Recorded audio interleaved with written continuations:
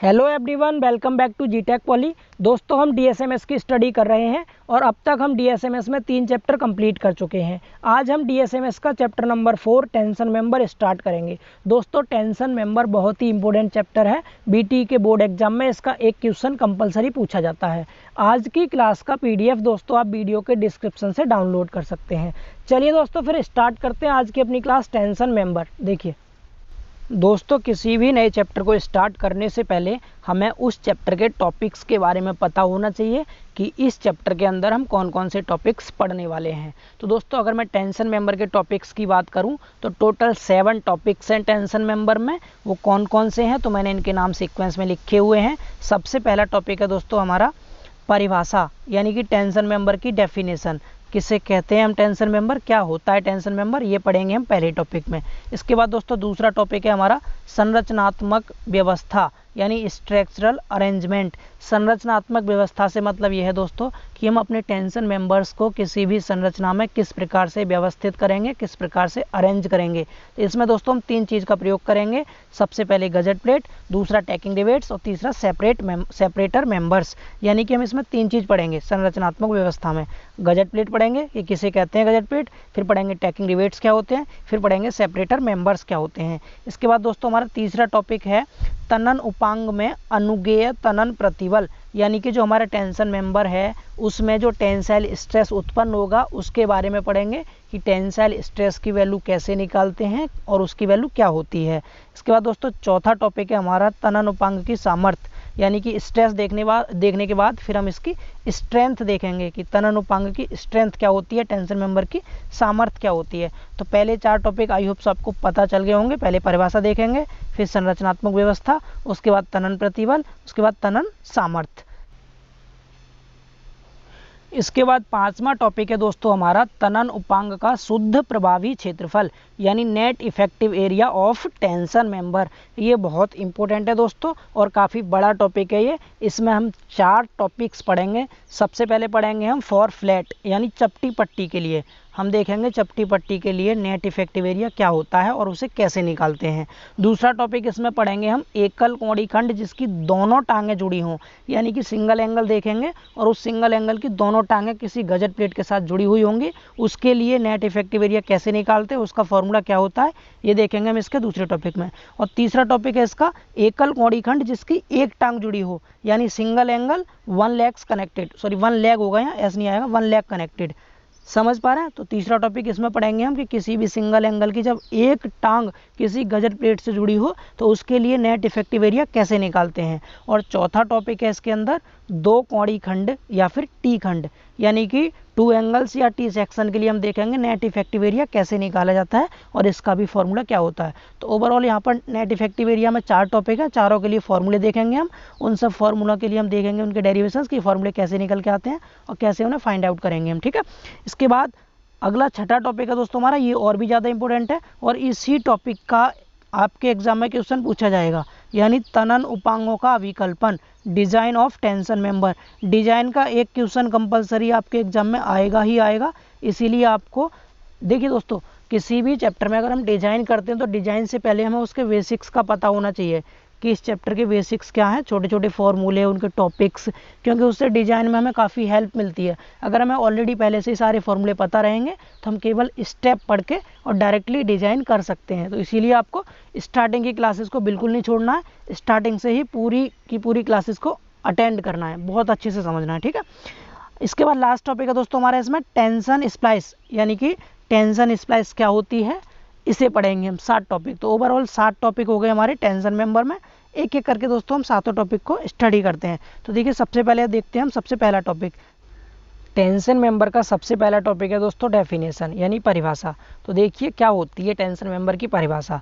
तो तनन उपांग किसी संरचना के वे उपांग होते हैं जो सीधा तनन बल वहन करते हैं, इन्हें हम टाइज भी कहते हैं। इसका मतलब क्या है दोस्तों, देखिए कोई भी एक ऐसा मेंबर जिस पर डायरेक्ट टेंशन आ रहा हो और वो उस डायरेक्ट टेंशन को आसानी से वियर कर ले, उसे क्या कह देंगे हम, तनन उपांग कह देंगे। बिल्कुल आसान सी डेफिनेशन है।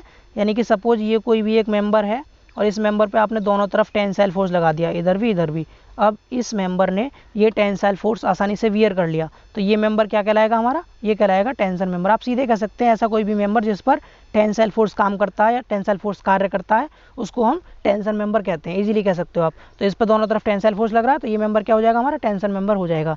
इसका एग्जाम्पल की अगर हम बात करें तो एग्जाम्पल आप याद रखेंगे, कोई भी ट्रस का एक ऐसा मेंबर जिसके ऊपर सीधा तनन बल काम कर रहा हो तो उसे कह देंगे हम टेंशन मेंबर। समझ आ रहा है? तो ट्रस आप सब जानते हैं, ट्रस आपने मैकेनिक्स में पढ़ा होगा, कैंची बोलते हैं इसको हिंदी में, त्रिभुजाकार आकृति होती है। तो इसके कुछ मेंबर ऐसे होते हैं दोस्तों जिन पर सीधा तनन बल काम करता है, तो वो मेंबर क्या कहलाएंगे, वो कहलाएंगे टेंशन मेंबर। तो परिभाषा काफ़ी आसान है, आप इजीली से याद रख सकते हैं। अब बात करते हैं इसके दूसरे टॉपिक की। तो देखिए दोस्तों, टेंशन मेंबर का दूसरा टॉपिक मैंने आपको बताया था संरचनात्मक व्यवस्था यानी स्ट्रक्चरल अरेंजमेंट, और इसमें मैंने कहा था हम 3 टॉपिक पढ़ेंगे, गजट प्लेट, टैकिंग रिवेट्स और सेपरेटर्स। तो सबसे पहले हम पढ़ेंगे गजट प्लेट के बारे में। तो सबसे पहले मैं आपको इसकी परिभाषा एक बार रीड कर देता हूँ, उसके बाद फिर मैं आपको समझा दूंगा इसको अच्छे से। तो देखिए, उपांगों को आपस में जोड़ते समय उनमें उत्पन्न होने वाले प्रतिबलों के अनुसार उनके सिरों पर जोड़ का अभिकल्पन किया जाता है तथा पर्याप्त संख्या में रिवेट लगाए जाते हैं या बेल्डिंग की जाती है। गजट प्लेट उसके लिए पर्याप्त स्थान उपलब्ध करती है। किसके लिए? जो हम रिवेट लगाएंगे या फिर बेल्डिंग करेंगे तो गजट प्लेट क्या करेगी, उसके लिए स्थान प्रोवाइड करेगी हमारे लिए। कैंची के विभिन्न उपांगों को एक दूसरे के साथ जोड़ने हेतु प्रयोग की जाने वाली प्लेट को गजट प्लेट कहते हैं। अब देखिए इसकी परिभाषा मैं आपको बहुत आसान तरीके से समझाता हूँ डायग्राम की हेल्प से। देखिए डायग्राम आप दोस्तों, इस डायग्राम में ट्रस के कुछ मेंबर दिए गए हैं, यानी कैंची के कुछ मेंबर दे रखे हैं। जैसे कि यहाँ पर पहला मेंबर एक ये है, इसको हम प्रिंसिपल राफ्टर बोलते हैं। आपको नाम याद रखने की ज़रूरत नहीं है दोस्तों, आप सिर्फ यहाँ पर गजट प्लेट समझेंगे, ठीक है। तो देखिए दूसरा मेंबर ये था, इसको मेन टाई कहते हैं, ये मेन टाई है। और तीसरा मेंबर ये है, इसको हम शू एंगल बोलते हैं, और ये शू एंगल किसी बियरिंग प्लेट के ऊपर रखा हुआ है और बियरिंग प्लेट मैसनरी वॉल या फिर पिलर के ऊपर रखी हुई है। अब इन तीनों मेंबर्स को हमें आपस में जोड़ना है, तो या तो हम इसको बेल्डिंग के द्वारा जोड़ देंगे या फिर रिवेट के द्वारा जोड़ देंगे। तो यहाँ पर हमने इसको रिवेट के द्वारा जोड़ रखा है। अब देखिए हम यहाँ पर रिवेट कैसे लगाएंगे, हम खाली डायरेक्ट रिवेट तो लगा नहीं सकते, तो हम इसलिए क्या करेंगे, इसके नीचे एक प्लेट प्रोवाइड कर देंगे। हमने इसके नीचे से कोई भी एक प्लेट रख दी है, ये कोई प्लेट है सपोज, इसको आगे तक बढ़ा लो ये। अब इसके नीचे कोई प्लेट रखी हुई है, हमने उस प्लेट के ऊपर ये तीनों मेंबर रखे हैं। अब क्या करेंगे, हम इन तीनों मेंबर्स को रिवेट की सहायता से जोड़ देंगे। हमने एक रिवेट यहाँ लगाया, दूसरा यहाँ लगाया, इस मेंबर पर 2 रिवेट लगा लिए, 3 रिवेट हमने इस मेंबर पर लगा दिए यहाँ पर, और 3 रिवेट हमने तीसरे वाले मेंबर पर यहाँ लगा रखे हैं। अब क्या होगा, ये जो तीनों मेंबर्स थे इस प्लेट के साथ रिवेट द्वारा कनेक्ट हो गए, जुड़ गए। अब जब ये तीनों मेंबर इस प्लेट के साथ कनेक्ट हो गए रिवेट द्वारा, तो ये तीनों मेंबर आपस में भी जुड़ गए एक दूसरे से। तो इसका मतलब ये हुआ दोस्तों, किसी भी कैंची के मेंबर्स को आपस में जोड़ने के लिए जो प्लेट हम यूज कर रहे हैं, ये वाली प्लेट, इस प्लेट को दोस्तों हम कहते हैं गजट प्लेट। समझ पा रहे हैं आप?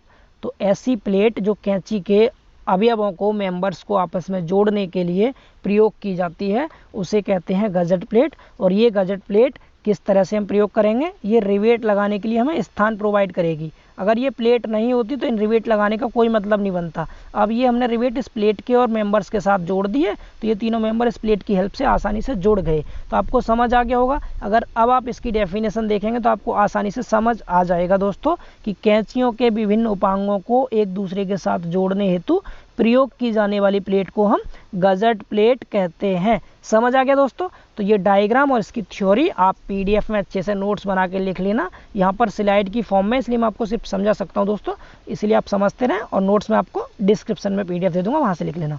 अब देखिए संरचनात्मक व्यवस्था का दूसरा टॉपिक, जिसमें कि हम टैकिंग रिवेट्स के बारे में पढ़ेंगे।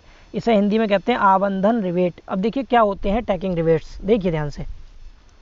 जब ट्रसिस के उपांगों में खंड के संयोजन हेतु 2 खंडों का प्रयोग किया जाता है, तब इनमें से प्रत्येक खंड को घटक कहा जाता है। देखिए इसका मतलब क्या है, जब ट्रस के उपांगों में, यानी कोई भी आपकी ट्रस है और उसके उपांगों में आपको कोई भी दो खंडों का संयोजन करना है, मतलब दो खंडों को जोड़ना है, दो मेंबर्स को जोड़ना है, तो इन मेंबर्स को हम कह देंगे घटक। घटक मतलब कंपोनेंट। इतना समझ आ रहा है। अब यह आवश्यक होता है कि दोनों घटक मिलकर एक इकाई की तरह कार्य करें। इसका मतलब क्या है दोस्तों, जिन दो मेंबर्स को आप एक दूसरे के साथ जोड़ रहे हैं, जिन घटक खंडों का आप संयोजन कर रहे हैं, तो उसके लिए ये आवश्यक है कि वो इतनी अच्छे से, इतनी मजबूती के साथ एक दूसरे के साथ जुड़ जाएं कि वो कार्य करते समय ऐसा लगे कि जैसे एक ही अवयव कार्य कर रहा हो, ये दो नहीं है बल्कि अकेला है। इतनी मजबूती से आपको उसे जोड़ना है। समझ आ रहा है। और जोड़ते समय ये भी ध्यान रखना है कि जब वो काम करेंगे तो वो अपनी स्थिति से भटके नहीं, मतलब ऐसे काम करें जैसे एक अकेला है, ऐसा नहीं अलग अलग हो गए दोनों कार्य करते समय। ठीक है। अब यहाँ से इसकी डेफिनेशन शुरू होती है कि ऐसे संयोजित खंडों को आपस में जोड़ने के लिए निर्धारित दूरी पर रिवेट लगाए जाते हैं। अब इन रिवेटों को हम कहते हैं आबंधन रिवेट, यानी कि ट्रस के किन्हीं भी दो मेंबर्स को आपस में जोड़ने के लिए जिन रिवेट्स का हम यूज करेंगे ताकि वो इतनी मजबूती से जुड़ जाएं कि वो एक इकाई की तरह कार्य करें और अपनी स्थिति से भटके नहीं, तो इन रिवेट को हम क्या कह देंगे, टैकिंग रिवेट्स कह देंगे। जैसे कि आप डायग्राम में अच्छे से इसको समझ सकते हैं। देखिए यहाँ पर कोई भी दो एंगल हैं, ये देखिए एक एंगल तो ये है, ये हो गया एक एंगल, और दूसरा एंगल ये है। इन दोनों एंगल्स को आपने बीच में कोई गजट प्लेट लगा के एक दूसरे के साथ जोड़ दिया, यानी संयोजित कर दिया इन दोनों को। अब इन दोनों को जोड़ने के लिए यहाँ पर बीच में जो रिवेट लगाया आपने, यहाँ ये तो हो गया मेन रिवेट, यहाँ पर जो रिवेट लगा हुआ है ये हो जाएगा मेन रिवेट। लेकिन निर्धारित दूरी पर जो रिवेट्स लगेंगे, जैसे एक एंगल तो ये था, इस साइड दिखा दिया हमने इसको, और दूसरा इसके पीछे की साइड है, इधर को बीच में गजट प्लेट लगी हुई है। ठीक है। तो इनको निर्धारित दूरी पर जोड़ने के लिए यहाँ पर जो हम रिवेट यूज करेंगे ये हो जाएंगे हमारे टैकिंग रिवेट्स। इन रिवेट्स की सहायता से ये दोनों एंगल इतनी मजबूती से जुड़ जाएंगे कि फिर दोनों अलग अलग नहीं होंगे। समझ पा रहे हैं आप। तो किन्हीं भी दो मेंबर्स को, ट्रस के किसी भी दो मेंबर्स को आपस में जोड़ने के लिए जिन हम रिवेट्स का यूज करते हैं, निर्धारित दूरी पर जिन रिवेट्स का यूज करते हैं वो हो जाते हैं टैकिंग रिवेट्स। समझ आ गया। आप इस डायग्राम को अच्छे से बना सकते हैं वीडियो को पॉज करके। अब देखिए हम देखते हैं इसका तीसरा टॉपिक, संरचनात्मक व्यवस्था का तीसरा टॉपिक, जिसका नाम था सेपरेटर्स, यानी पृथककारी कहते हैं इसको हिंदी में। तो सबसे पहले मैं इसकी डेफिनेशन एक बार रीड कर देता हूँ, फिर डायग्राम से आपको इसको अच्छे से समझा दूंगा। तो देखिए चित्र में दर्शित उपांग में संयोजित खंड के घटक गजट प्लेट के दोनों ओर लगे हैं। मतलब मैं आपको डायग्राम दिखाऊंगा। देखिए ये डायग्राम है कोई, अभी मैंने आपको दिखाया था वही डायग्राम रहेगा। जैसे यहाँ पर कोई भी दो घटक खंड है, ये एक ये हो गया इधर और एक दूसरा इधर हो गया। ये तो गजट प्लेट के दोनों ओर लगे हुए हैं कोई भी ये दो घटक खंड। इतना समझ आ रहा है। बीच में गजट प्लेट थी और दोनों ओर कोई भी घटक खंड लगा दिए जिन्हें हमें जोड़ना है। तो पहली लाइन क्लियर हो गई।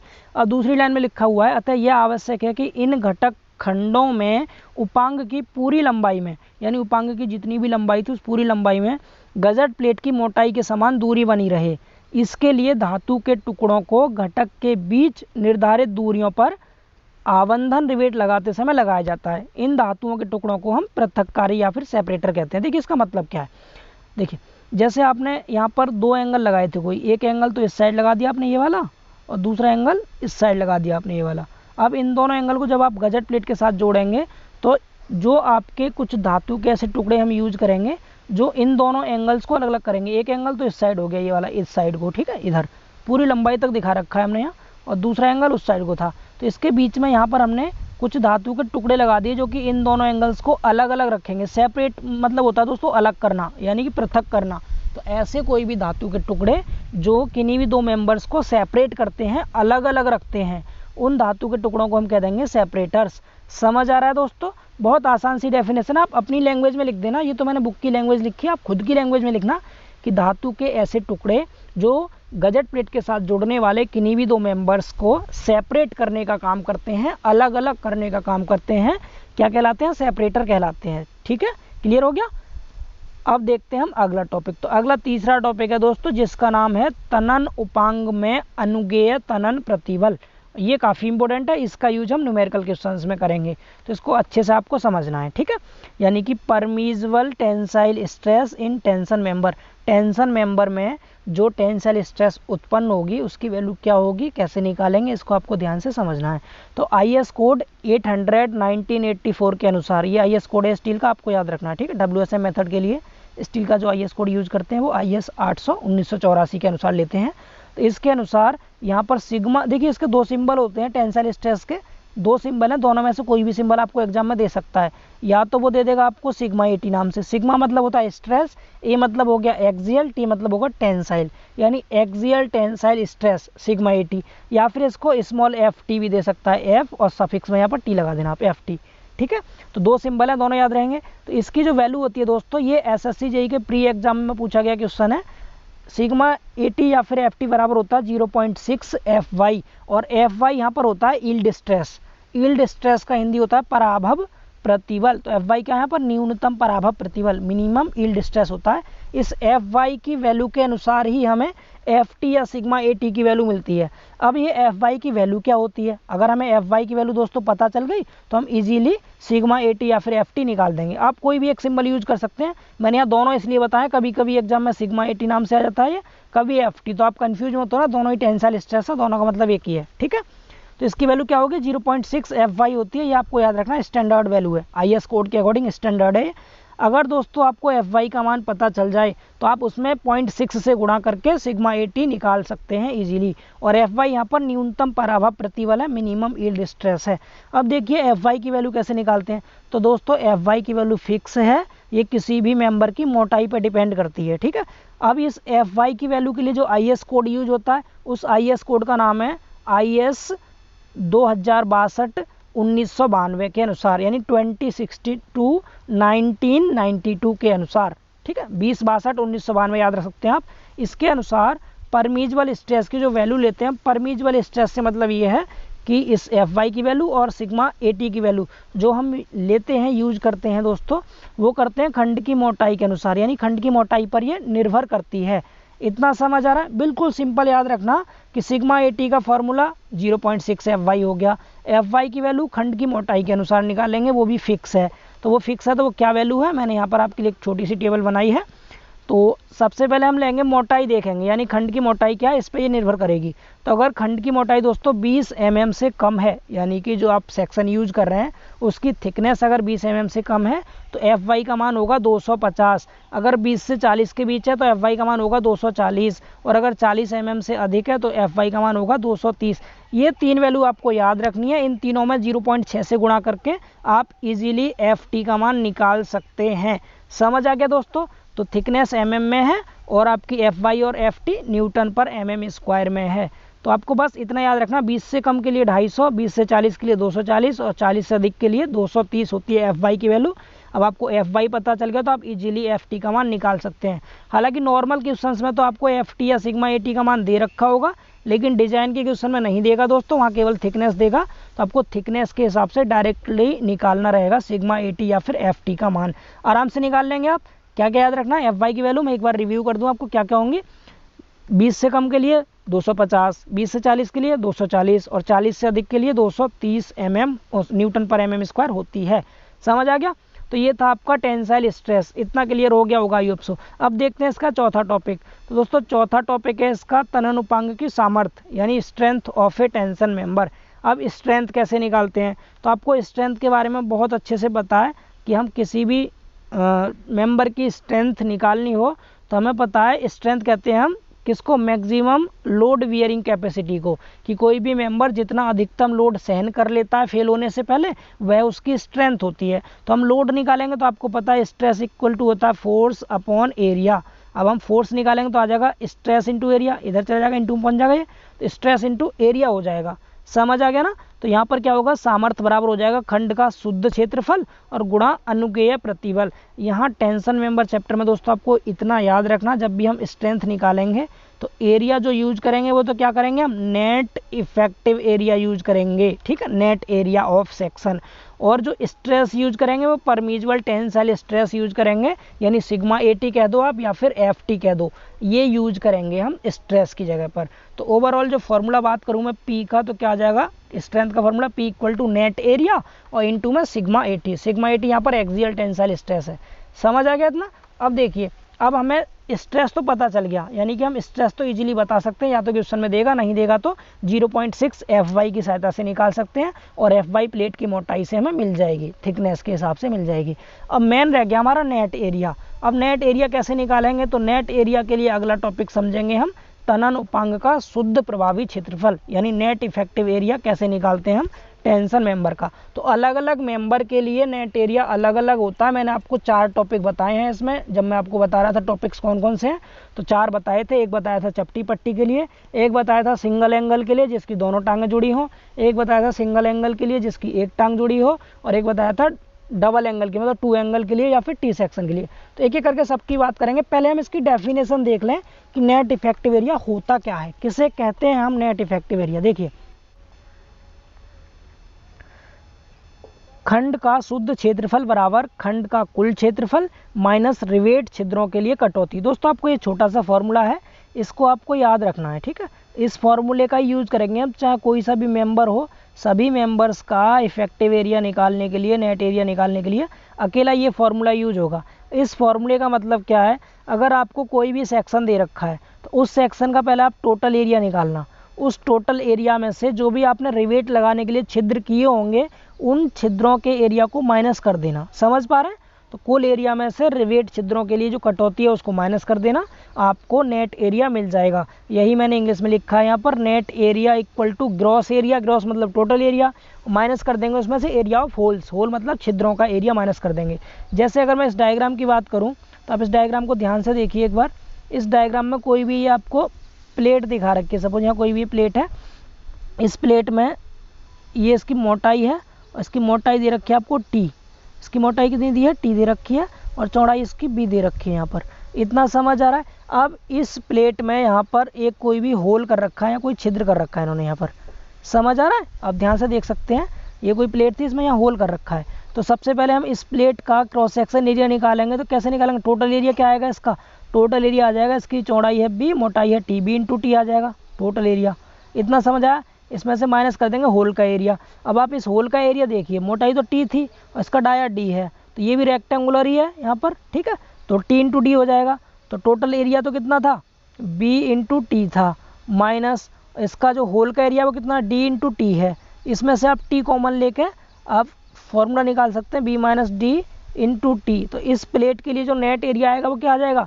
B minus D into t आ जाएगा। समझ पा रहे हैं? तो अलग अलग सेक्शन के लिए अलग अलग एरिया निकलेगा, क्योंकि हर एक सेक्शन का टोटल एरिया अलग होगा, उसके रिवेट छिद्र का एरिया अलग होगा। समझ आ रहा है ना? तो बस आपको मेन फॉर्मूला सिर्फ इतना सा याद रखना है कि हमें किसी भी सेक्शन का नेट एरिया निकालना है तो टोटल एरिया में से होल के एरिया को माइनस कर देंगे। इतना क्लियर हुआ? अब देखिए आगे, जैसे यहाँ पर आप देख सकते हैं चित्र में एक चपटी पट्टी को दर्शित किया गया, वही वाला डायग्राम है, या मैंने लिख दिया है इसको थियोरेटिकल फॉर्म में ताकि आप और अच्छे से समझ सकें। तो चित्र में एक चपटी पट्टी को दर्शित किया गया है जिसकी चौड़ाई बी है और मोटाई टी है, यही मैंने आपको बताया था अभी। इसमें एक रिवेट छिद्र भी बना है जिसका व्यास डी है। समझ आ रहा है? ये छिद्र था बीच में, इसका डाया डी दे रखा था व्यास, मोटाई इसकी टी है और चौड़ाई बी है। यहाँ तक समझ आ गया होगा। तो हम इसमें 2 एरिया निकालेंगे, तो टोटल एरिया निकालेंगे जिसको हमने बोल दिया चपटी पट्टी का कुल क्षेत्रफल यानी ग्रॉस एरिया। तो ये क्या हो जाएगा? बी इंटू टी हो जाएगा, अभी मैंने आपको बताया था। दूसरा निकलेगा हमारा रिवेट छिद्र का एरिया, तो वो क्या हो जाएगा? डी इंटू टी हो जाएगा, इस होल का एरिया डी इंटू टी हो जाएगा। ठीक, अब इन दोनों को माइनस कर देंगे नेट एरिया निकालने के लिए। तो नेट एरिया क्या हो जाएगा? शुद्ध क्षेत्रफल जो तनन बल वहन करेगा वो क्या हो जाएगा? Net area gross area minus area of hole. तो ग्रॉस एरिया कितना था? बी इंटू टी था, आप देख सकते हैं यहाँ पर ग्रॉस एरिया था बी इंटू टी और छिद्र का एरिया था डी टी। तो यहाँ से बी इंटू टी में से डी टी घटाया तो क्या आ गया? B minus D into t आ गया। तो आपको यहाँ पर बस इतना सा फॉर्मूला अकेला याद रखना, इसी से हम सभी फॉर्मूले निकाल के लाएंगे। किससे? Net area equal to gross area minus area of hole. इतना समझ आ गया? अब बात करते हैं एक एक करके एक एक टॉपिक की। सबसे पहले बात करते हैं हम पहले टॉपिक की। पहला टॉपिक मैंने इसमें क्या बताया था आपको? नेट एरिया फॉर फ्लैट, यानी फ्लैट के लिए निकालेंगे, चपटी पट्टी के लिए। अभी आप कहेंगे चपटी पट्टी के लिए तो अभी निकाला था दोस्तों, ये चपटी पट्टी थी जिसमें केवल सिंगल होल था। अब हम जो फ्लैट को आपस में जोड़ेंगे एज ए टेंशन मेंबर, उसको रिवेट की हेल्प से जोड़ेंगे। एक की जगह 2-4 रिवेट भी लगा सकते हैं, 5 रिवेट लगा सकते हैं। तो हम डिटेल में समझेंगे अब इसको, ठीक है। अब बहुत अच्छे समझना, अब आपको थोड़ा सा कॉन्सेंट्रेशन अपना बढ़ाना है, फोकस कीजिए बहुत अच्छे से। यहाँ से आपको न्यूमेरिकल पोर्शन स्टार्ट होता है। मैं यहाँ आज आपको नेट एरिया निकालना सिखाऊंगा फ्लैट का, और इसके न्यूमेरिकल भी कराऊंगा, तो आप थोड़ा सा ध्यान से समझेंगे। देखिए, चपटी पट्टी जब तनन उपांग के रूप में प्रयोग की जाती है तब उसे अन्य उपांग के साथ या अन्य चपटी पट्टी के साथ गजट प्लेट के माध्यम से रिवेटों द्वारा जोड़ा जाता है। कहने का मतलब दोस्तों ये है कि जब भी हम किसी फ्लैट का यूज करेंगे टेंशन मेंबर के रूप में, तो उस फ्लैट को, जैसे ये कोई चपटी पट्टी है, इस चपटी पट्टी को या तो किसी दूसरी चपटी पट्टी के साथ जोड़ेंगे गजट प्लेट के माध्यम से, या फिर किसी भी चपटी पट्टी को किसी एंगल के साथ जोड़ देंगे हम गजट प्लेट के माध्यम से। समझ पा रहे हैं ना आप? तो या तो चपटी पट्टी को चपटी पट्टी के साथ ही जोड़ेंगे या फिर किसके साथ, अन्य किसी भी दूसरे उपांग के साथ जोड़ देंगे। ठीक है, अब इसको जोड़ने के लिए आपको पता है, सपोज हमें इसको रिवेट के द्वारा जोड़ना है। जब रिवेट के द्वारा जोड़ना है तो रिवेट में मैंने आपको बताया था 2 तरह की व्यवस्थाएं होती हैं। जिस दिन मैं आपको रिवेट जॉइंट वाला चैप्टर पढ़ा रहा था वहाँ पर मैंने आपको इसका अरेंजमेंट बताया था रिवेट का। हालांकि 3 तरह से बताया था मैंने आपको, चेन रिवेटिंग, जिगजैग रिवेटिंग और डायमंड रिवेटिंग, लेकिन यहाँ मेनली 2 का यूज़ करेंगे, एक तो चेन रिवेटिंग का, दूसरा जिगजैग रिवेटिंग का। ठीक है, दोनों के लिए फॉर्मूले अलग अलग होंगे। पहले आप समझ लें थोड़ा सा चेन रिवेटिंग क्या होता है और जिगजैग रिवेटिंग क्या होता है। मैं आपको डायग्राम भी लेकर के आया हूँ, आप डायग्राम से समझ सकते हैं। देखिए, मैंने आपको रिवेट जॉइंट में बहुत अच्छे समझाया था कि ऐसे रिवेटों की एक ऐसी व्यवस्था जिसमें रिवेट्स को एक दूसरे के आमने सामने लगाया जाता है, उसे कहते हैं चेन रिवेटिंग। समझ पा रहे हैं आप? जब रिवेट्स को एक दूसरे के आमने सामने लगाते हैं तो उन्हें क्या कहेंगे हम, चेन रिवेटिंग कहते हैं। जैसे अगर आप पहला डायग्राम देखें, ये श्रृंखला रिवेट पद्धति है। यहाँ पर रिवेट को एक दूसरे के सामने लगाया, इन दोनों को एक दूसरे के सामने, इनको सबको एक दूसरे के आमने सामने लगाया गया है, इसीलिए हम इसको कह देंगे चेन रिवेटिंग। इतना समझ आया? जिगजैग रिवेटिंग में दोस्तों क्या करते हैं, रिवेट्स एक दूसरे के सामने नहीं होते। जैसे यहाँ पर है तो यहाँ से देखिए टेढ़े मेढ़े होते हैं, जिगजैग मीन्स होता है टेढ़ा मेढ़ा। जैसे इसके सामने ना आकर के कहाँ आ गया रिवेट, इसके नीचे आ रहा, देखिए यहाँ पर ऐसे, फिर ऐसे आया, फिर ऐसे आया, कैसे चल रहे हैं, टेढ़े मेढ़े चल रहे हैं ये। तो टेढ़े मेढ़े लगा रखे हमने रिवेट, एक यहाँ लगाया, दूसरा यहाँ, तीसरा यहाँ। तो जब टेढ़े मेढ़े रिवेट्स लगे हों तो उसे कहते हैं जिगजैग रिवेटिंग, जब सीधे लगे हो तो उसे कहते हैं चेन रिवेटिंग। चेन रिवेटिंग की हिंदी श्रृंखला रिवेट होती है और जिगजैग की विषम रिवेट पद्धति होती है। इतना समझ आ रहा है? अब देखिए दोनों को एक एक करके स्टडी करते हैं, चेन रिवेटिंग को भी और जिगजैग रिवेटिंग को भी। सबसे पहले बात करते हैं हम net area for flat in chain riveting, यानी कि चेन रिवेटिंग में फ्लैट के लिए नेट एरिया निकालेंगे हम। तो यहाँ पर मैंने चेन रिवेटिंग का डायग्राम दिखा रखा है। इस डायग्राम में मैं आपको थोड़ा सा बता दूं कौन सी चीज़ क्या क्या। तो हमने बी मान लिया फ्लैट की चौड़ाई है, मतलब यहाँ से यहाँ तक जो चौड़ाई है ये हमने मान लिया क्या है, बी है ये। इतना समझ आया? इसके बाद बी ई मान लिया हमने इसकी प्रभावी चौड़ाई है। दोस्तों प्रभावी चौड़ाई किसे कहते हैं, तो प्रभावी चौड़ाई हो जाएगी जो चौड़ाई थी आपकी ये वाली, इस चौड़ाई में से ये जो आपने रिवेट के लिए छिद्र कर रखे हैं, इन छिद्र की चौड़ाई को माइनस कर दो। तो यहाँ हम 100 तो कर नहीं सकते क्योंकि 3 छिद्र है, तो इन तीनों की जितनी जितनी चौड़ाई होगी या जितना व्यास होगा इनका, इन तीनों डायामीटर को बी में से घटा देंगे। तो बी माइनस जो 3D आएगा वो हो जाएगी हमारी प्रभावी चौड़ाई, ये भी mm में होगी। इतना समझ आया? तीसरा हमने इसकी मोटाई मान रखी है टी फॉर थिकनेस, यानी टी मान लिया इसकी मोटाई। एन मान लिया काट रेखा पर रिवेटों की संख्या, वो भी क्या लिखा है, क्रिटिकल सेक्शन। इसका मतलब क्या है दोस्तों, क्रिटिकल सेक्शन मैंने आपको बताया था कि एक ऐसा सेक्शन जिस पे लोड का इफेक्ट सबसे पहले पड़ता है। तो सबसे पहले लोड का इफेक्ट किस पे पड़ेगा, इस पहले वाले सेक्शन पर। तो इस पहले वाले सेक्शन पर जितने रिवेट उपस्थित हैं, जैसे यहाँ पर 3 है, 1 2 3, तो ये हो गई एन की वैल्यू, यानी काट पर रिवेटों की संख्या क्रिटिकल सेक्शन के लिए। क्रिटिकल सेक्शन के काट पर 3 रिवेट है तो n बराबर 3 हो जाएगा इस डायग्राम के अकॉर्डिंग। जब हम क्वेश्चन करेंगे तो वहाँ देख लेंगे इस चीज़ को। आप बस इनके पॉइंट को समझते चलो बहुत अच्छे से। डी की बात करें तो डी क्या है, यहाँ पर रिवेट का सकल व्यास है, मतलब जो आपने ये रिवेट छिद्र कर रखे हैं वाले, इनका ग्रॉस डाया है डी। आपको क्वेश्चन में जो व्यास दिया होगा वो सामान्य व्यास होगा, उसमें आप अगर 25 mm तक होगा तो 1.5 mm जोड़ के डी निकालेंगे, 25 से ज़्यादा होगा तो 2 mm जोड़ करके डी निकाल देंगे। ये रिवेट का सकल व्यास हो जाएगा। तो ये 5 पॉइंट समझ आ गए। बी है फ्लैट की चौड़ाई, बी ई है प्रभावी चौड़ाई, टी है मोटाई, एन है काट रेखा पर रिवेटों की संख्या और डी है रिवेट का सकल व्यास mm में। ठीक है, अब देखिए यहाँ से फॉर्मूला निकालना है हमें नेट एरिया का। तो नेट एरिया के लिए हमें 2 एरिया चाहिए। सबसे पहले क्या चाहिए, ग्रॉस एरिया। ग्रॉस एरिया क्या होता है, इसकी चौड़ाई इंटू मोटाई का गुणा कर देंगे, b into t, gross area आ गया। अब एरिया ऑफ होल, होल निकालना है, होल का एरिया। तो होल का एरिया मैंने बताया था आपको क्या होता है, डायमीटर इंटू मोटाई, डी इंटू टी। अब जितने रिवेट होंगे उतने से गुणा कर देंगे, तो N into D into T हो जाएगा ये। इसके बाद नेट एरिया कैसे निकालेंगे, दोनों को माइनस कर दो, बी टी में से N into D T minus कर दिया, तो यहाँ से टी कॉमन ले लेंगे। अब तो क्या बचेगा, B minus N D into T बचेगा। ठीक है, समझ आ रहा है इतना। अब जो b माइनस एन डी है दोस्तों, इसको हम क्या बोलते हैं, प्रभावी चौड़ाई बोलते हैं, इफेक्टिव विड्थ बोलते हैं। इसको हम बी ई से प्रदर्शित करते हैं। मैंने अभी आपको बताया था इस डायग्राम में b माइनस 3D आएगा ये, क्योंकि n की वैल्यू है 3 है ना, तो b माइनस 3D हो जाएगी प्रभावी चौड़ाई। तो जो आपकी b माइनस एन डी है, इसको हम इफेक्टिव विड्थ कहते हैं, प्रभावी चौड़ाई कहते हैं, और इसको हम बी ई से प्रदर्शित करते हैं। ठीक है, तो अब ओवरऑल जो फॉर्मूला बन गया नेट एरिया का, वो क्या बन गया, net area equal to B E into T. आपको यही याद रखना है ऑलवेज टाइम के लिए। बी ई कैसे निकालेंगे, तो जितनी भी टोटल चौड़ाई होगी उसमें से जितने भी होल कर रखे हैं, छिद्र कर रखे हैं, सभी छिद्रों की चौड़ाई और डाया को माइनस कर देंगे तो आपका बीई मिल जाएगा। बीई में टी से गुणा कर देंगे तो आपको नेट एरिया मिल जाएगा। तो ये आ गया होगा आई थिंक समझ में आपको। चेन रिवेटिंग के लिए नेट एरिया कैसे निकालेंगे, तो नेट एरिया क्या हो जाएगा आपका चेन रिवेटिंग के लिए B minus N D into T. B minus N D को हम बीई बोल सकते हैं, तो बीई इंटू टी हो गया आपका नेट एरिया चेन रिवेटिंग के लिए। अब देखिए जिगजैग रिवेटिंग के लिए कैसे निकालेंगे। Zigzag net area for flat in zigzag riveting.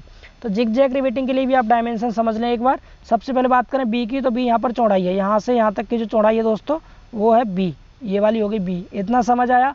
Be वही प्रभावी चौड़ाई, जितने भी रिवेट होंगे उन सबके व्यास को माइनस कर देंगे टोटल चौड़ाई में से, तो बीई मिल जाएगा प्रभावी चौड़ाई। टी आपको पता है टी क्या मोटाई होगी। एन क्या हो जाएगा काट रेखा पर रिवेटों की संख्या, अभी मैंने आपको पीछे समझाया था। डी क्या है रिवेट का सकल व्यास होगा। पीछे वाले पॉइंट यहाँ तक तो सेम थे, यानी जो शुरू के 5 पॉइंट है दोस्तों बी, बीई, टी, एन और डी, ये तो पीछे की तरह सेम है बिल्कुल, 5 पॉइंट स्टार्टिंग वाले। अब इसके बाद देखिए जी, जी होगी गेज दूरी। गेज दूरी भी मैंने आपको पढ़ाई थी रिवेट जॉइंट वाले चैप्टर में। गेज दूरी क्या होती है, जो रिवेट लाइन बनी हुई है दोस्तों, एक रिवेट लाइन ये हो गई, दूसरी ये हो गई, तीसरी ये हो गई, चौथी ये है, तो इन रिवेट लाइंस के बीच की जो परपेंडिकुलर डिस्टेंस है, बल के लंबवत दूरी, ये गेज दूरी होती है। और ये सभी गेज दूरियां बराबर होती हैं, ठीक है, यहाँ पर जो दे रखी है ये, तो जी फॉर हो जाएगा गेज दूरी। इतना समझ आया। इसके बाद P1, P1 क्या है दोस्तों, P1 सफिक्स में लगाना, P के साथ यहाँ पर 1 लिखना, जैसे यहाँ लिखा हुआ ये वाला, ठीक है। तो P1 होगा यहाँ पर विषम पिच, इसको इंग्लिश में स्टैगर्ड पिच कहते हैं, ये mm में होगा। N1 क्या होगा, देखिए N में और N1 में बहुत कन्फ्यूजन होता है, इसको बहुत अच्छे समझेंगे। N तो क्या था, क्रिटिकल सेक्शन पर रिवेटों की संख्या था, लेकिन जो N1 होगा दोस्तों वो होता है जो आपकी टेढ़ी मेढ़ी काट रेखा है, इस पर गेज दूरियों की संख्या निकालनी है। गेज दूरियों की संख्या से मतलब ये है, जैसे टेढ़ी मेढ़ी ये थी, ये थी, ये थी और ये थी, तो इन पर गेज दूरी कितनी आ गई इनके बीच में, 1 2 3 4, 4 गेज दूरियां है ना जी की वैल्यू। तो कितनी जी है इसमें, कितनी गेज दूरियां हैं, उनकी संख्या, गेज दूरियों की संख्या, वैल्यू नहीं, इनकी संख्या, वो क्या कहलाएगी N1। ध्यान रखेंगे दोस्तों N और N1 में क्या डिफरेंस है, N तो होगा रिवेटों की संख्या और N1 होगा गेज दूरियों की संख्या। समझ आ गया इतना, ये पॉइंट आपको क्लियर हो गया। अब देखिए इसका फॉर्मूला कैसे निकालेंगे।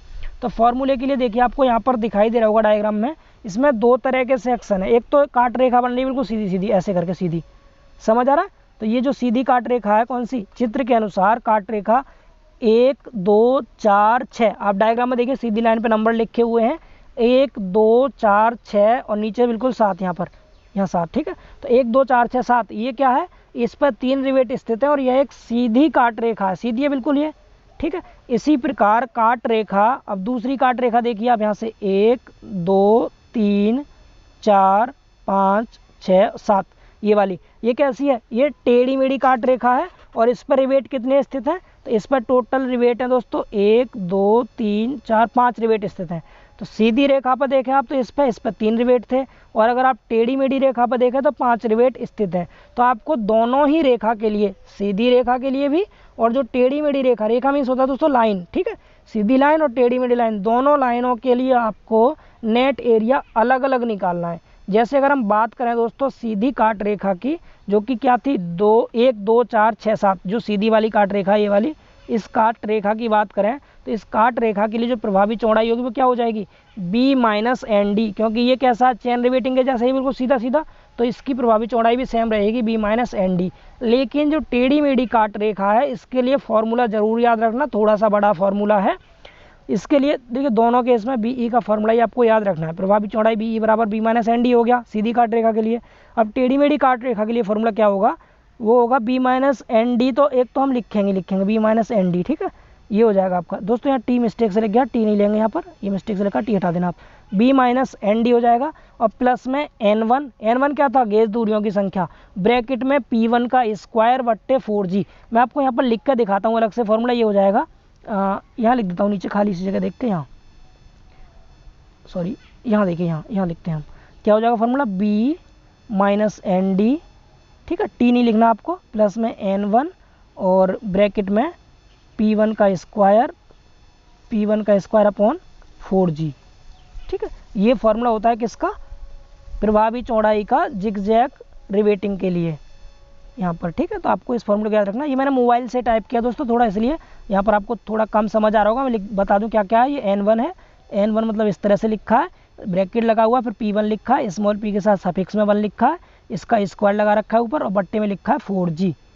समझ आ रहा है इतना। तो तो ये यहाँ पर ये लिखा हुआ था N1 P1 square upon 4G, इसको हम जोड़ देते हैं, यहाँ से T हटा देना, मैं एक बार फिर कह रहा हूँ ये मिस्टेक से लिख गया गलती से, ठीक है। तो ये हो जाएगा, दोनों का हमने BE निकाल लिया। अब दोनों काट रेखा के लिए नेट एरिया सेम हो जाएगा, दोनों में T से गुणा कर देंगे। सीधी के लिए भी क्या हो जाएगा, यहाँ पर भी T से गुणा कर देंगे और यहाँ पर भी T से गुणा कर देंगे पीछे। तो इस तरह से आप इजीली बता सकते हैं इसके नेट एरिया को। नेट एरिया का फॉर्मूला क्या रहेगा, BE इंटू T। BE हमने दोनों के इसके लिए फॉर्मूला देख लिया, सीधी के लिए भी और टेढ़ी मेढ़ी लाइन के लिए भी, समझ आ गया। अभी भी अगर आपको क्लियर नहीं हुआ दोस्तों, तो मैं आपको अब न्यूमेरिकल क्वेश्चन कराने जा रहा हूँ, यानी कि फ्लैट के लिए जो हम नेट एरिया निकालते हैं उसके न्यूमेरिकल क्वेश्चन हम देखेंगे, उससे आपको बिल्कुल अच्छे से क्लियर हो जाएगा ये, ठीक है। तो देखिए दोस्तों, थोड़ा स्पीड बढ़ाते हैं क्योंकि वीडियो ज़्यादा लेंथी ना हो इसलिए। तो बात करते हैं हम सबसे पहले क्वेश्चन नंबर 1 की। क्वेश्चन नंबर 1 में लिखा हुआ है दोस्तों, चित्र में दर्शित जोड़ में चपटी पट्टी की चौड़ाई यदि 150 mm तथा मोटाई 10 mm हो तथा 20 mm रिवेटों का प्रयोग किया गया हो तो प्लेट की तनन क्षमता ज्ञात कीजिए। तनन क्षमता मतलब जो टेंसाइल कैपेसिटी होगी वो आपको ज्ञात करनी है, और अनुगेय प्रतिबल 150 न्यूटन पर mm स्क्वायर लीजिए। यहाँ पर आपको देखिए क्या क्या डेटा दे रखा है। सबसे पहले आपको क्वेश्चन में दिया है चौड़ाई यानी B दे दिया 150, इसके बाद मोटाई दे दिया T दे रखा है 10, इसके बाद आपको डाया दे रखा है ये वाला।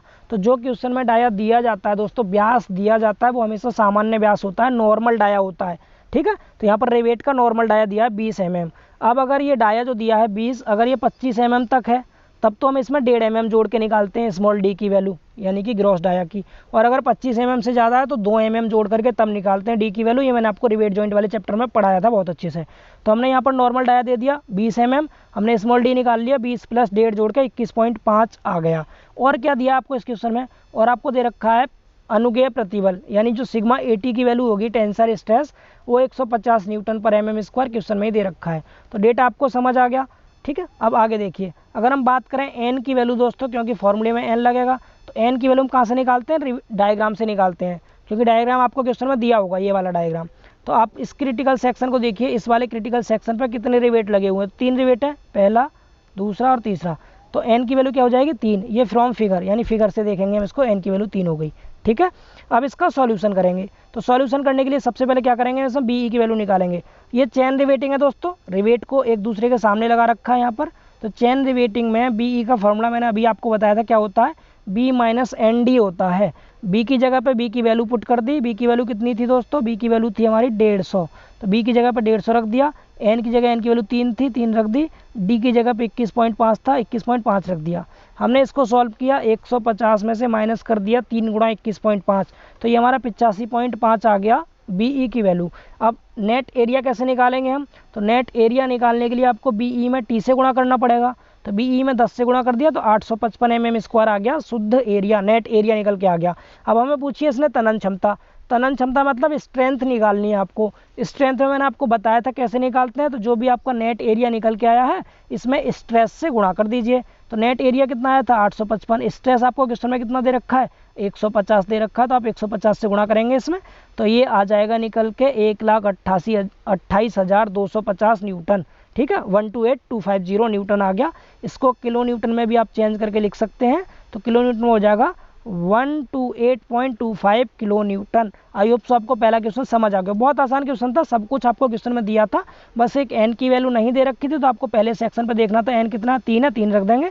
BE निकाला, BE में T से गुणा कर दी, एरिया मिल गया, एरिया में स्ट्रेस से गुणा कर दी, स्ट्रेंथ मिल गई। बहुत आसान क्वेश्चन था, आई होप सो समझ आ गया होगा। अब देखिए क्वेश्चन नंबर 2। पहला क्वेश्चन चेन रिवेटिंग के लिए कर लिया हमने, दूसरा क्वेश्चन करेंगे जिगजैग रिवेटिंग के लिए। तो जिगजैग रिवेटिंग के लिए क्वेश्चन कैसे करेंगे, तो सबसे पहले हम क्वेश्चन रीड करते हैं, क्वेश्चन क्या दिया है। क्वेश्चन में लिखा है, चित्र में दर्शित जोड़ में यदि 20 mm व्यास के रिवेटों का प्रयोग किया गया हो तथा प्लेट की मोटाई 10 mm हो तो उपांग की तनन सामर्थ्य ज्ञात कीजिए। FT बराबर 150 न्यूटन पर mm स्क्वायर लीजिए।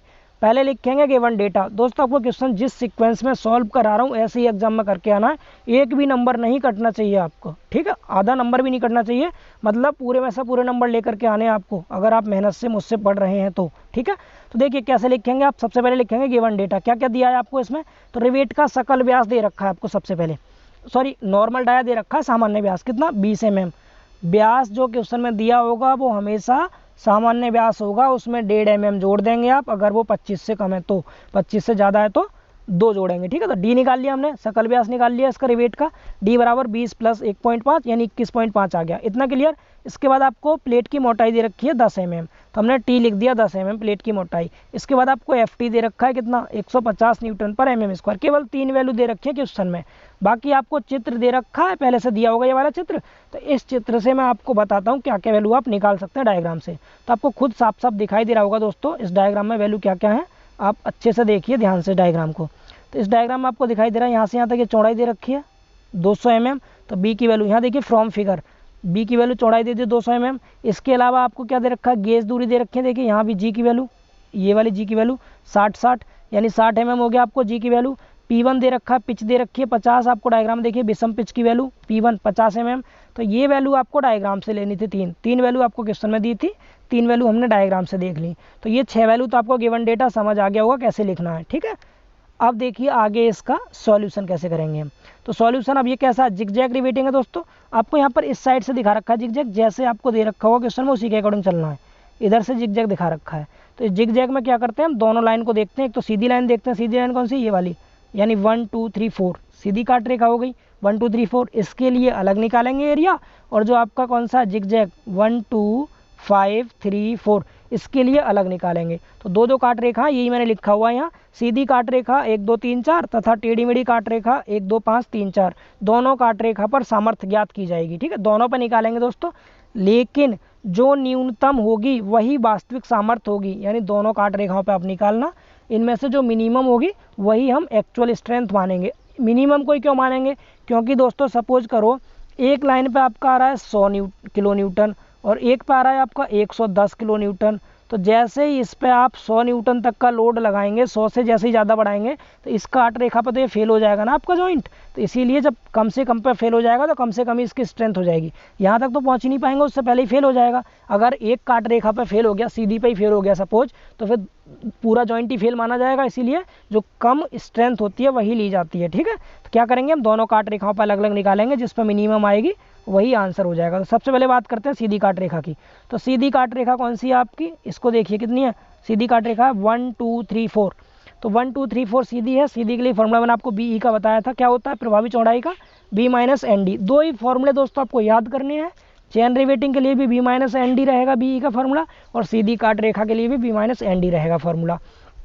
बी की वैल्यू 200 थी, 200 हमने क्वेश्चन में पुट कर दी बी की जगह पे। एन की वैल्यू सीधी काट रेखा पे देखिए कितने रिवेट आ रहे हैं, एक और एक दो रिवेट है, एन की जगह 2 रख दिया। डी की वैल्यू अभी निकाली थी हमने 21.5 आई थी, इसको सॉल्व किया, बी ई आ गया 157। अब 157 में से हमने प्लेट की मोटाई से गुणा किया तो नेट एरिया निकल आएगा बी ई इंटू टी से। टी का मान क्वेश्चन में दे रखा था 10, तो हमने 157 में 10 से गुणा कर दिया। तो मैंने यहाँ पर अलग से आपको दिखा रखा है अलग कलर में, ये 1570 mm² आ गया आपका एरिया सीधी काट के लिए। यहाँ तक समझ आया, ये आ गया एरिया किसके लिए, सीधी काट के लिए। अब निकालेंगे टेढ़ी मेढ़ी काट के लिए, जो टेढ़ी मेढ़ी काट लाइन थी। तो पुनः काट रेखा 1 2 5 3 4, इस पर प्रभावी चौड़ाई क्या होगी। तो जिगजैग के लिए फॉर्मूला अभी मैंने आपको बताया था, क्या लेते हैं formula, B minus N D, जो ऊपर लिया था वो, प्लस में इसमें क्या जोड़ देंगे N1 और ब्रैकेट में P1 का स्क्वायर अपॉन 4G, इतना हम इसमें ऐड कर देते हैं। समझ पा रहे हैं, तो हमने ये फॉर्मूला लगा दिया, इसको आपको बहुत अच्छे से याद करना है। अब सबकी वैल्यू पुट करेंगे, यहाँ ध्यान से देखिए सारी वैल्यूज को हम पुट करेंगे। सबसे पहले रखेंगे बी की वैल्यू, बी की वैल्यू कितनी है दोस्तों 200, तो बी की जगह हमने यहाँ पर 200 रख दिया, इतना समझ आया। एन की वैल्यू, अब जिगजैग के केस में एन देखिए कितना, 1 2 3, 3 रिवेट है ना, एक रिवेट दूसरा रिवेट तीसरा रिवेट, तो एन की जगह 3 रख दिया। इंटू डी की वैल्यू 21.5 थी, पुट कर दी, प्लस का साइन लगाया। N1 कहते हैं गेज दूरियों की संख्या। तो इस चित्र में देखिए ध्यान से कितनी गेज दूरियां हैं दोस्तों, आप ध्यान से देख लीजिए, इसमें गेज दूरी 2 ही तो हैं, एक तो गेज दूरी ये है जी और एक ये है जी, एक गेज दूरी ये है। तो N1 की वैल्यू 2 हो गई, तो N1 की जगह हम कितना पुट कर देंगे, 2 पुट कर देंगे, N1 की प्लेस पर 2 रख दिया। P1 विषम पिच कहाँ है आपकी, विषम पिच क्वेश्चन में दे रखी 50, तो विषम पिच की जगह पे हमने 50 रख दिया। P1 का स्क्वायर रहता है तो 50 × 50 कर दिया, बट्टे में 4 ले लिया। और जी की वैल्यू कितनी है, जी की वैल्यू आपको डायग्राम में देखिए 60 दे रखी है, जी की जगह पे हम 60 रख देंगे, यहाँ देखिए 60 है, तो जी की जगह पे हम कितना पुट कर देंगे, 60 पुट कर देंगे। तो यहाँ पर हमने 60 रख दिया जी की जगह पे। टोटल वैल्यू पुट करने के बाद दोस्तों यहाँ पर हम इसको कैलकुलेट करेंगे तो 200 में से तो इसकी गुणा की हमने 21.5 की 3 में, तो माइनस 64.5 आ गया। और इस टोटल को सॉल्व किया, 50 की 50 में गुणा की और इसमें डिवाइड कर दिया 4 गुणा 60 से, जितना आया उसमें 2 से गुणा करके ये आ जाएगा 20.83। आपको कैलसी अलाउ है एग्जाम में, आप कैलसी से सॉल्व करेंगे इसको इजीली। अब इस टोटल को सॉल्व करके बीई का मान आ गया 156.33 mm, इतना समझ आया। अब आपको शुद्ध क्षेत्रफल निकालना है, नेट एरिया, तो क्या करेंगे बीई इंटू टी करते हैं, तो बीई इंटू टी करेंगे तो बीई में टी से गुणा कर दीजिए आप, तो बीई कितना निकल के आया अभी आपका 156.33, यहाँ रख दिया। टी की वैल्यू 10 क्वेश्चन में दे रखी थी, दोनों का गुणा किया तो 1563.3 mm² आ गया एरिया। अब आप ध्यान से देखिए इस वाले एरिया को, ये 1570 है और इसको देखिए ये 1563.3 है, तो इनमें कौन सा कम है, तो इसमें ये वाला मिनिमम है, न्यूनतम है, ठीक है। तो यह है न्यूनतम है, मैंने लिख दिया पीछे, यह है न्यूनतम है। तो इसी को हम यूज करके दोस्तों स्ट्रेंथ निकाल लेंगे। अब सामर्थ्य निकालने का फॉर्मूला आपको पता है, जो भी एरिया आया है उसमें आप सिग्मा ए टी या फिर एफ टी की वैल्यू से गुणा कर दो प्रतिबल से। प्रतिबल क्वेश्चन में आपको 150 दे रखा था, दोनों का मल्टीप्लाई कर दिया तो यहाँ से वैल्यू निकल के आ गई आपकी 2,34,495 न्यूटन। इसको हम किलो न्यूटन में 234.50 किलो न्यूटन भी कह सकते हैं। तो ये हो गया आंसर। तो आज के लिए दोस्तों हम इतना ही रखते हैं, अदरवाइज़ वीडियो फिर काफ़ी लेंथी हो जाएगी। दोस्तों यदि आपको वीडियो पसंद आई है तो वीडियो को लाइक करना है, अपने सभी फ्रेंड्स में शेयर करना है, और यदि आप चैनल पर नए हैं तो चैनल को सब्सक्राइब करके बेल आइकन ज़रूर दबाना है। और दोस्तों वीडियो को लाइक ज़रूर किया करो, क्योंकि आपको मैं बेस्ट से बेस्ट कंटेंट प्रोवाइड कर रहा हूँ। आप बुक से पढ़कर देखना, आपको बुक में कुछ समझ नहीं आएगा, इतना सीक्वेंस गलत कर रखा है बुक में, आगे पीछे टॉपिक्स कर रखे हैं, उसमें भी बहुत एक्स्ट्रा चीज़ें दे रखी है। मैं आपको बिल्कुल शॉर्ट कंटेंट देता हूँ, वही कंटेंट देता हूँ जो आपके लिए यूज़फुल हो। और आपकी इस 30-40 मिनट की क्लास के लिए दोस्तों मुझे कम से कम 4 घंटे लगते हैं कंटेंट टाइप करने में। पहले आपकी बुक से अपनी सिंपल लैंग्वेज में नोट्स लिखने पड़ते हैं कॉपी पर, उसके बाद फिर उसको मोबाइल में टाइप करना, वीडियो रिकॉर्ड करना, अपलोड करना, बहुत मेहनत लगती है दोस्तों। अगर आपकी वास्तव में मेरी इस मेहनत से थोड़ी भी हेल्प हो रही है तो वीडियो को लाइक ज़रूर किया करो और अपने सभी फ्रेंड्स में शेयर करो। जिस तरह से अब तक सपोर्ट करते आए हो, अपना प्यार देते आए हो, उसी तरह से अपना प्यार और सपोर्ट बनाए रखें और जीटेक पॉली के साथ ऐसे ही जुड़े रहें। आपको मैंने प्रॉमिस किया 10 तारीख तक मैं आपका DSMS का कोर्स कंप्लीट कराऊंगा, तो ये मेरा प्रॉमिस है, मैं ज़रूर कराऊंगा आपको कोर्स कंप्लीट, ठीक है। तो मैं आपको थोड़ा सा ब्रीफिंग कर दूं कि आज की क्लास में दोस्तों हम क्या क्या पढ़ चुके हैं और क्या हमारा बाकी रह गया है। तो आज की क्लास में दोस्तों हमने कौन कौन से टॉपिक कवर कर लिया अपने, तो हमने आज की क्लास में परिभाषा कवर कर ली, इसके बाद संरचनात्मक व्यवस्था कवर कर ली, इसके तीनों टॉपिक पढ़ लिए हमने ये वाले। इसके बाद स्ट्रेस पढ़ लिया हमने, स्ट्रेंथ का फॉर्मूला पढ़ लिया, और नेट इफेक्टिव एरिया में हमने पहला टॉपिक कवर कर लिया फ्लैट का, जिसमें चेन रिवेटिंग और जिग जैग रिवेटिंग कंप्लीट हो गया। अब अगली क्लास के लिए हमारे पास क्या क्या रह गया है, तो ये 3 टॉपिक बचे हुए हैं। एक सिंगल एंगल बचा है जिसकी दोनों टांग कनेक्ट होंगी, एक सिंगल एंगल बचा है जिसकी एक टांग कनेक्ट होगी, और एक 2 एंगल्स का बचा है। 3 टॉपिक तो आपके नेट एरिया के बचे हैं, और एक डिजाइन का पोर्शन बचा है, और टेंशन स्प्लाइस बचा है, ठीक है। तो आने वाली अगली क्लास में या फिर 2 क्लास में हम टेंशन मेंबर के सारे ही क्वेश्चंस कवर कर लेंगे। बस आपको थोड़ा सा पेशेंस रखना है और चैनल के साथ जुड़े रहना है दोस्तों। उसके बाद दोस्तों फिर हम मिलते हैं नेक्स्ट वीडियो में, तब तक के लिए बाय बाय, टेक केयर।